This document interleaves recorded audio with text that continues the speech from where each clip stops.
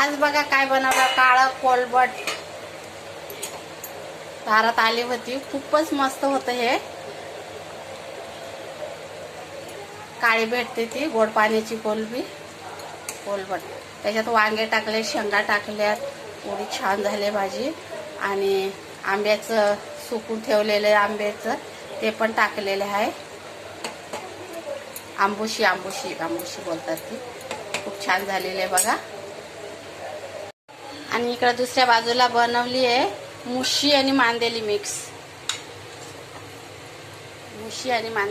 बनवली आहे. रस्सा आंबट बनवला. खूप छान झाली पण.